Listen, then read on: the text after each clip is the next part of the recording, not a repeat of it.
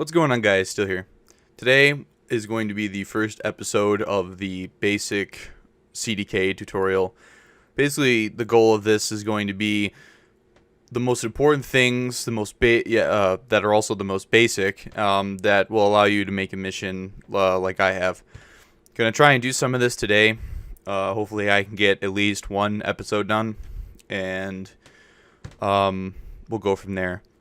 So, when you first open up the CDK, which I will link the download to all of this in the description, you have to go and download the War Thunder CDK, and most importantly, you want to put it inside of your main War Thunder folder, because that's how it accesses the assets and whatnot.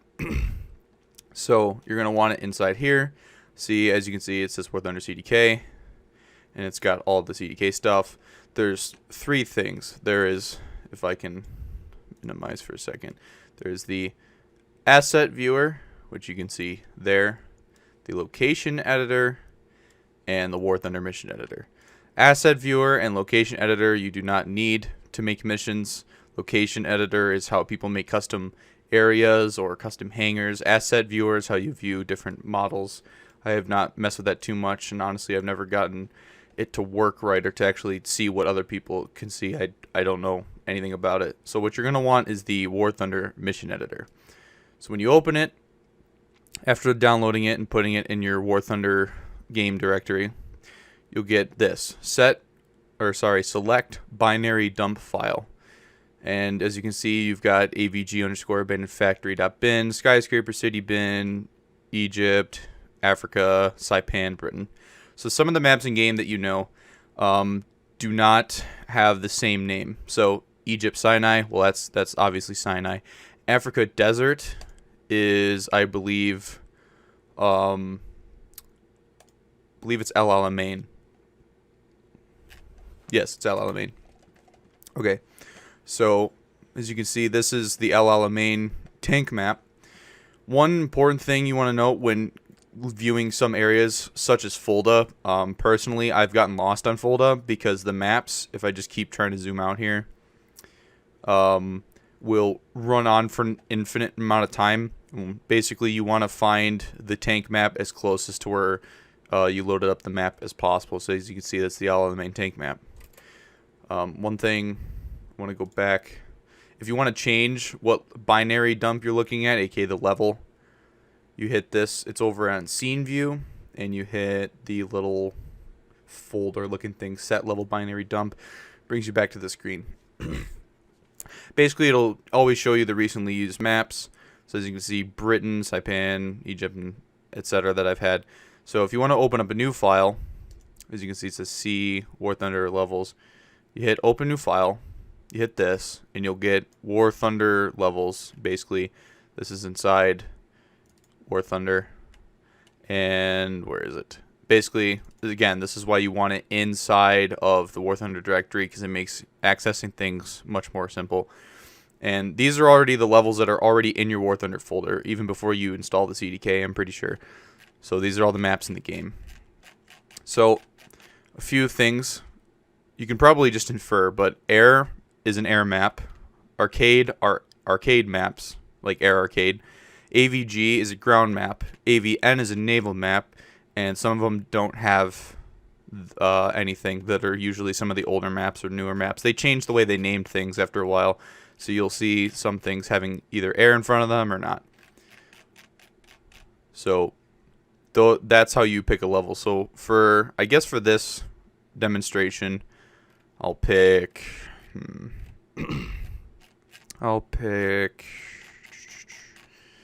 We'll do Afghanistan.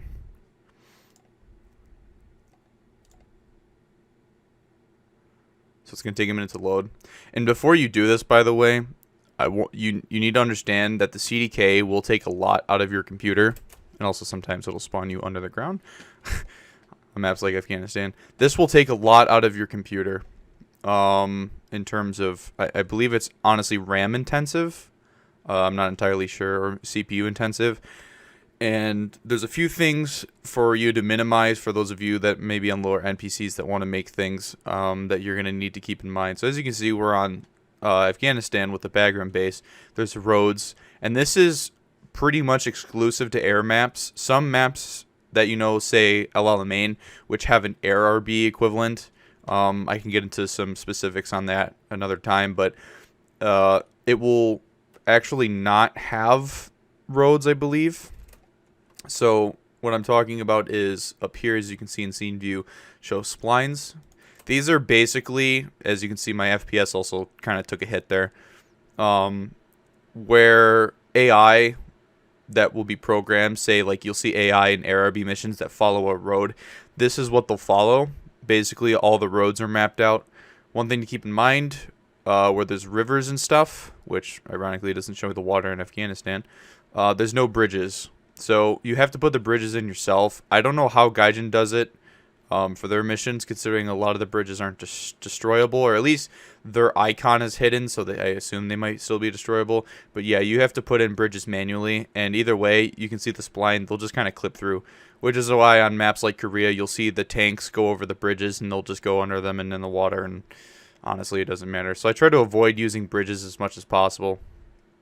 However, on air maps, there is no boundary limit for ground vehicles. So what I'm talking about is if I place down a tank on an air map, it can go anywhere. So if you have like a tank spawn, like if you're playing in a tank match, you can go anywhere. On ground maps, however, like Sinai, which is part of what ruined my Suez mission, it was supposed to be combined arms. What you see when you load into a game on Sands of Sinai or normal Sinai, that is basically the level inside of the level bin folder that only Gaijin can change. In terms of server side, client side, you can manipulate things, and that's too complicated and it doesn't even matter. But on ground maps, you're going to want to know that you can't go outside of a tank map on pretty much every ground map in the game. I don't think there's any ground map other than Tunisia, which has an air map. El Alamein, I don't believe it works. I haven't tried it. But yeah, it's something inside of the bin folder that only they can change. And I want them to change it for Sinai and put an air RB level separate for Sinai, so I can actually use tanks and combined arms. And I could do some really cool desert missions with that. But for right now, I can't do that. So that's enough of those semantics. I'm going to turn off the splines for now. You only really need them at the end when you want to set waypoints for ground units, but you don't need it, and it'll save you a lot of time.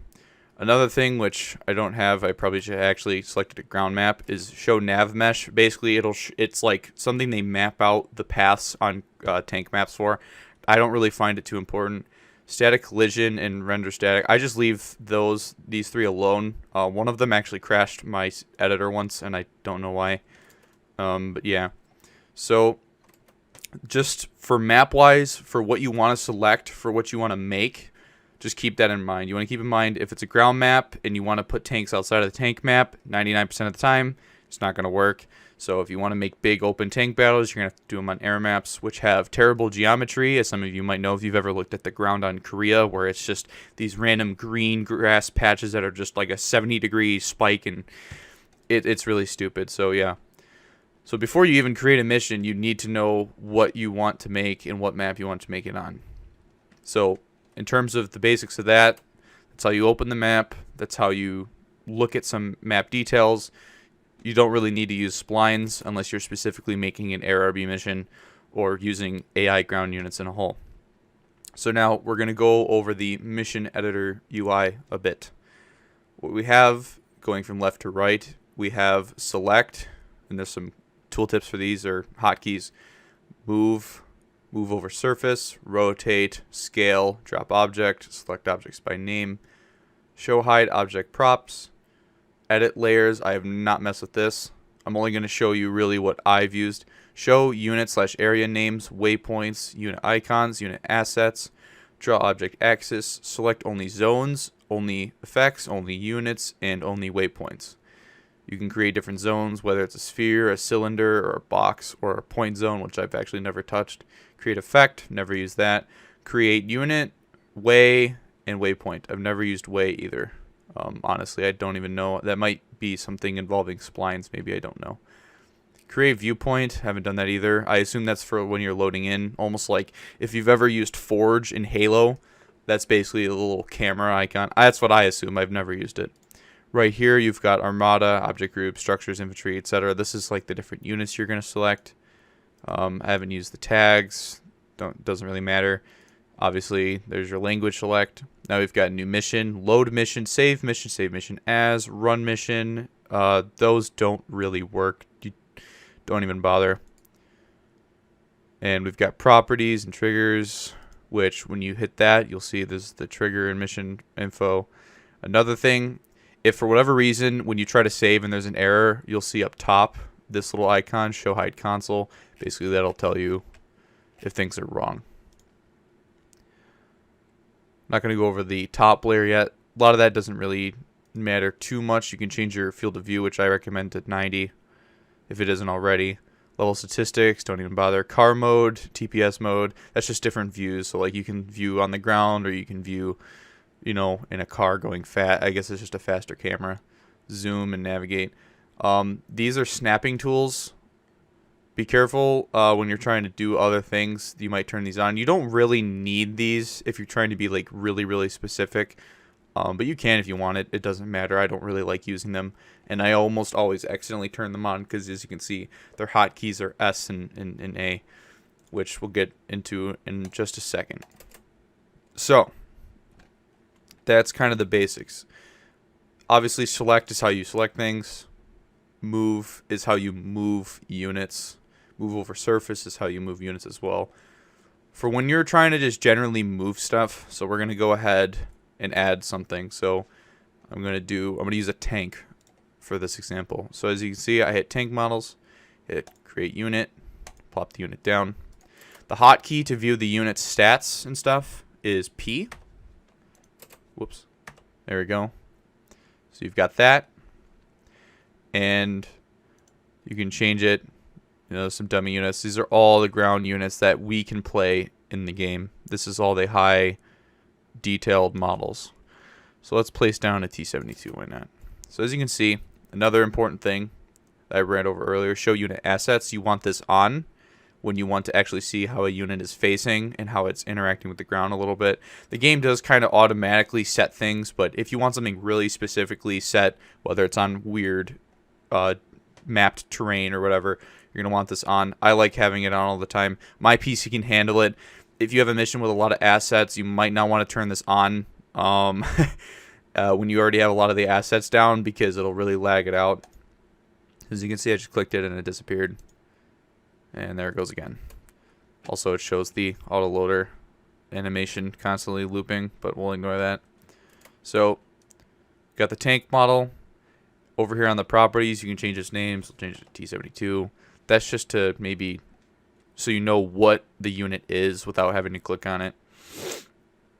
You know, we've got other stuff. We got weapons and modifications. Modifications add, you know, what you would add like parts and stuff like that, because this is clearly 100% an AI vehicle. If you don't give it parts in FPE, it won't put fires out and it won't repair its tracks. So, and there's some other stuff which I can go into another time, accuracy and whatnot. But this is just how you basically plop down a unit. So if you want to move it, also if you want to move the camera around, I forgot to mention, that's spacebar and WASD keys. But when you press that and you can see your mouse again. W, as you can see, there's now arrows, is how you move units. Whether you can move them precisely on each axis. You know, Y, X, and Z. Or you can grab this, which is the square, and kind of free form around two planes. So that's that should be X and Z. This is Z and Y. And then this is X and Y, which I've never really used that. I always just kind of move a unit with X and Z and then Y itself. That's how I do things. So when you have a unit and you spawn it in, say it's on the ground or it's in the sky and you want to plop it on the ground, This is going to be very, very useful for people who don't have good PCs and they cannot use unit assets, and they can't like drag it down and be like, oh yeah, it's whatever. Basically, if you're having trouble dictating whether or not the unit's on the ground, you just go over to drop object, which is Control-Alt-D, which is the hotkey, or you can just click it. It'll automatically snap the unit to the ground, and it shouldn't clip through the ground. So as you can see, the tracks are on the ground appropriately. So that's kind of the basics of moving stuff around and adding stuff in. Armada is aircraft, so we'll add one. They always spawn kind of high up in the sky. Where did he go? Did I misplace him? There we go. Oh, whoops, yeah. Spawns with the default A20. And as you can see, on the right side here is all the units in the game that we can fly. Some of the other things, like object groups, if I add it, will be things like camps, which you probably can't see too well because it's clipping in all the other buildings. I'll drag it over here. So these are like your bombing point things. However, these are not bombing points themselves. These are just merely visual objects. I can get into some of the more advanced stuff later. Also, cargo zone seems to... Whoop. Yeah, see? Even with a really good computer, the CDK in general can just be really wonky at times. There we go. It can just take a minute. You just got to be careful. Clicking too fast like I do. Once you get kind of into the rhythm and you start clicking around really fast, you'll probably run into that more often. What the... Oh, there it is. Sometimes when you place down units, like say you want these on ground, which means that they're basically permanently stuck to the ground trenches, and you try to copy them, and how you do that is you have it on move, so you press W and then you hold down shift and you click and drag away. I can set the amount of clones, I can change their name. As you can see, I just deleted that. So visually you gotta either cycle these, and sometimes it works, or sometimes it breaks it, or just reopen the mission. So usually I don't really copy and paste them. I try to move them as much as possible. Another workaround is just to change it to the normal one and see it respawns them all. It's just a weird visual asset bug, and I really hate it, honestly. Makes putting trenches down kind of annoying sometimes.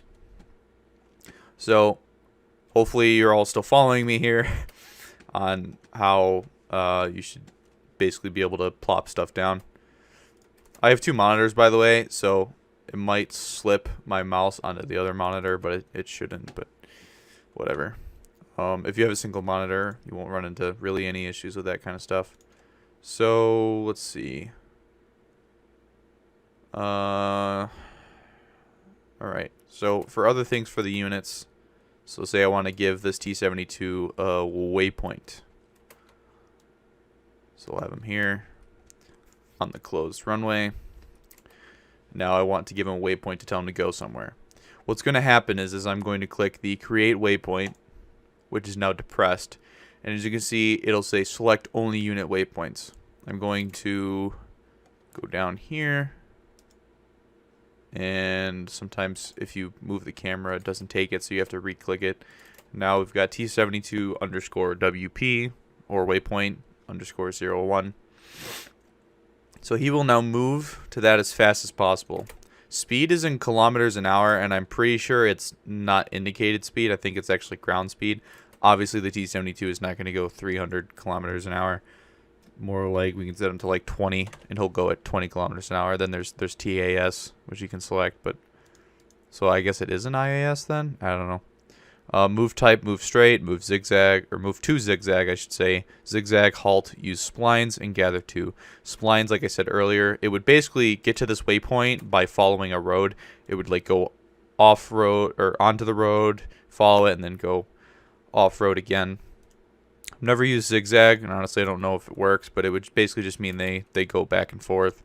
And you can set the period and the amplifying of, like, I assume the distance. And then the wait time between each zigzag, I guess. I don't know. I've never really used it. I don't really see a point to use it. Never seen Gaijin actually utilize it, so. But yeah, so we had that. So now, with this is still depressed, the select only waypoints, I cannot click this tank. And honestly, I really wish this wasn't a thing and it would just stay off. There probably might be another setting somewhere to keep that off, but I haven't figured it out yet. So now I clicked it, and now I can actually select him again. So there you go. Plop down a unit, plop down a waypoint, tell him what to do, and move on his way. So in terms of laying down AI units and other assets, that's what you want to do. If you're making an ARB mission, there's two ways that you can do this. Object groups, and you could scroll down, and you'll have what is known as dynamic airfield, or DYNAF. And it's different airfields that Gaijin has modeled in the game over the years. So you'll see like the Korea one, which if it doesn't, there you go. So this should be the, I believe, the North Korean base on the Korea air map. And obviously it's huge. When you place down an airfield, there's going to be dark texture, basically. Basically, that's like where you'll see where the airfield is, and then you'll see where the extra land will raise up to a certain point. You can see that that's what it does. I believe if you put it under the ground, it'll actually conform to the terrain, or it will cut into it. But I believe it'll end up more like that. Which also, by the way, I forgot to mention this. To rotate something, you press E, and then you've got the different axes as well. So, you know, green is now like an X, or a yaw axis, sorry. You get the idea, basically. Really no reason to rotate something up and down unless you really want to, because usually, like with the tank, it should conform to the terrain when you tell it to drop, basically snap to the ground. So there shouldn't be a reason. I'm going to delete that. Another way you can do airfields, I will get into in more complex stuff later, but we'll reuse Bagram. It'll involve areas, and honestly, you don't really need to do this unless you're doing it on a map. Like, say you want to use the air bases that are actually modeled into a map, but most of the time you don't need to do this. But I think for now, that's probably some pretty basic stuff, and that's already kind of a lot to take in for a lot of people. So yeah, that's pretty much, I'm gonna end it here for this episode of it. Hopefully you guys kind of understand. So just go in to the CDK. Again, I'll put the download link in the description, and once you download it and you open it up and you get it all set up, just go in and mess around and kind of review what to do. This is like as basic as I'm going to get for now. This is just knowing what keys are what, plopping down units, telling them to do very, very basic things. When it comes to actually making a PvP mission for multiplayer, which is what I do most of the time, I don't really make single player stuff. We'll get into that later. So yeah, that's pretty much the basics. And also the waypoint thing I forgot to mention earlier. That's how you'll see your waypoints again. The problem with the CDK is, honestly, it's such a dated editor. A lot of this editing style to me is like what I used to use when I used to play Lock-On when I was a kid in the old Arma games. So this is very basic, and honestly, it's very dated. A lot of stuff randomly clicking itself in, like say I could select only units. Now I can't select a waypoint, even though I can see a waypoint down here. I can't select it. It gets ridiculous, and you'll probably get frustrated. But as you use the CDK, don't worry, you'll get used to it, and you'll develop a rhythm. Sorry. So yeah, we're not getting to a save mission point, so we're not going to do that. But yeah, thanks for watching. I'm Steel Wolf, and I'll see you guys next time.